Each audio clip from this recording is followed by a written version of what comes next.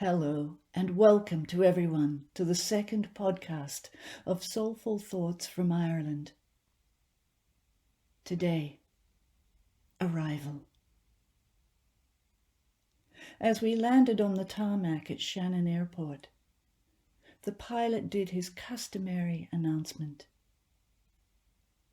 Welcome to all who are returning back home. May you journey on safely to your homes. And there was a long pause. We all knew what he usually said next. This was the part where he welcomed all the visitors, the tourists, the travellers. There was a deep, foreboding silence throughout the sparsely seated plane. There were no tourists, no visitors, no travellers coming to enjoy the beauty of Ireland. Only residents and me. I felt I was neither tourist nor resident. I was in that liminal space, and not only by name but also by nationality. I had no idea if while flying in the night air, if Ireland had closed their borders to all except their own. Yet in my heart, I knew I truly was one of them. I did not have fear, more like a question hanging in the early morning air. As I handed my passport to the immigration officer, he looked at me somewhat incredulously, gathered himself and asked, "How long do you expect to be here?" As 3 months is the maximum time limit, I replied, 3 months, and then casually added, "Probably." He looked at me over his glasses with a knowing look and stamped me in. There was nobody at customs, only a sign asking us to throw out any meat sandwiches. As we were waiting at the carousel for our bags, the Aer Lingus stewards were also there, saying goodbye to each other and saying, "Well, not sure when we will see each other again. Take care now." A woman next to me retrieved her bags and said, "Have a safe journey home now." I thanked her and wished her the same. I felt like a wee bit of an imposter. Or was I still dangling in the liminal air?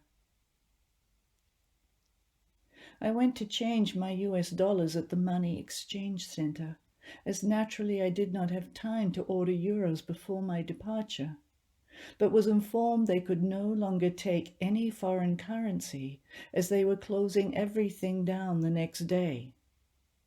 Oh my. Going to the rental car counter, I was greeted warmly, given an upgrade, and told I was the last flight in from the United States. He indicated to the arrival board. A flight after mine from JFK, cancelled. And other European flights, cancelled. Only 2 arriving in from London later in the day.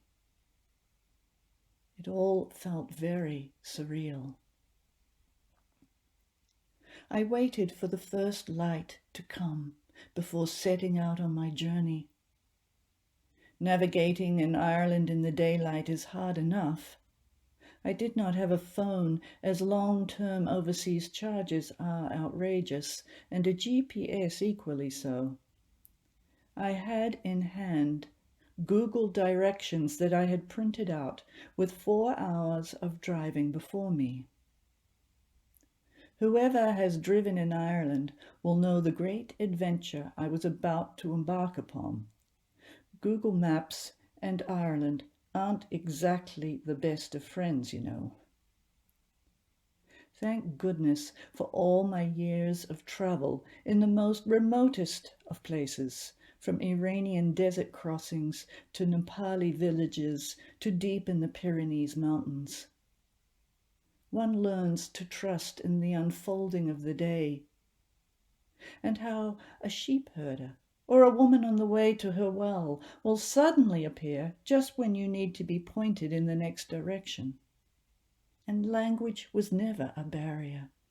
Strange and wild gestures, joined with soul connection, have a linguistic delicacy and a secret intelligence within them that opens understanding.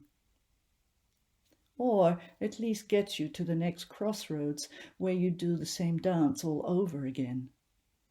This is why I am so good at charades.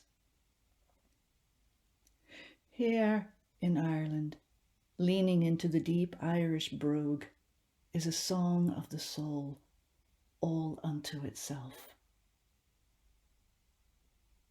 Leaving the airport in my rental car, I was soon on country roads, winding and weaving on narrow lanes through the Irish fields.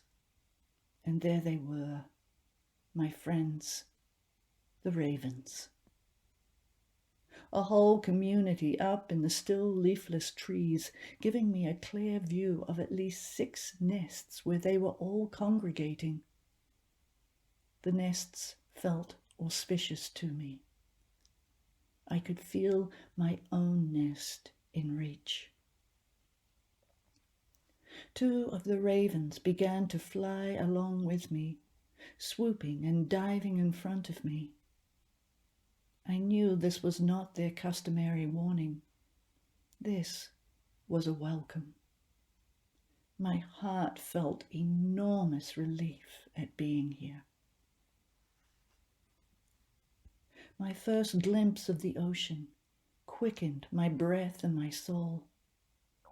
There was an inaudible gasp that escaped from my lips, and through my body there became a slight and tender tremble, like a quivering lip about to cry. I pulled over and walked down the small track to reach the shoreline. Standing on a large rock closest to the water, I opened my heart and my arms and gently said, "Home." I breathed out a great sigh of gratitude. A blue heron flew by in that beautiful slow-motion way that they move through the air. A marvel, really, such grace with their size, and in direct opposition to their incredible quick incisiveness when they fish for their dinner. I looked down, and I was surrounded by seaweed of many variations, green, red, black. Ah, the smell was music to my olfactory senses. You see, I am a Selkie in my true nature. Those seal creatures who have come ashore to partake in human life. The sea, the salt, and the seaweed are my home. No wonder I like sardines so much. Onward I drove to reach my cottage. The roads and streets were virtually empty. So strange for Ireland. So strange for anywhere. And then a sobering sight. 2 men in hazmat suits standing, waiting, outside a house, and with 3 or 4 people standing at a distance, also waiting. Were they there to remove a body?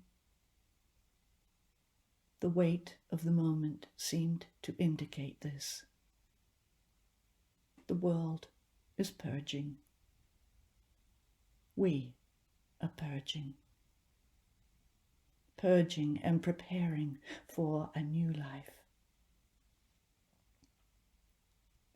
Arriving at my cottage, I was welcomed by my landlady, Fran, with the utmost generous hospitality, which is the Irish way. She had stocked up all manner of food supplies for me so I could self-isolate, and there was nothing but kindness coming to me. I was not an outside threat, but conversely was invited to enjoy the natural beauty of their life and land. Everything I needed was given, even a computer plug to fit their socket. The one I had specifically bought from Apple did not have the proper attachment. Come on, Apple. The sea and the mountains were before me when I looked out one window, and from another, the green hills and white houses, so quintessentially Irish. After settling in, I wandered down to the nearby beach. On the way, I passed a field of sheep with newly born lambs. They were bleating and running and jumping, bursting with new life. I laughed with joy and then stopped myself. How could I be so happy and joyful in such times? I tempered my feelings. I continued on to the beach. Seaweed, rocks, ocean. I felt my body and soul sinking in.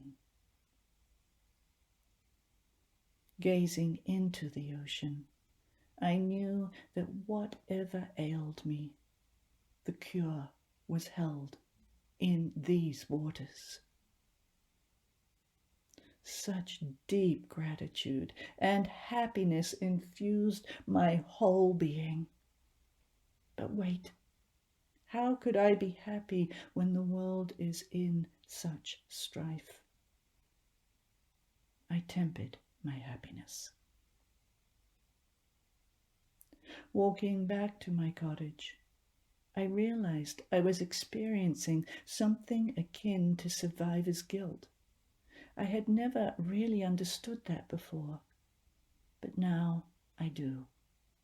How dare I be happy and joyful when the world is in such pain? That first day of my homecoming was not a great flooding moment, but rather a quiet, reverent one. One that I feel will be constantly flowing in and out like the ocean tides. However, I am happy to say that I also revised my need to subdue my joy and happiness.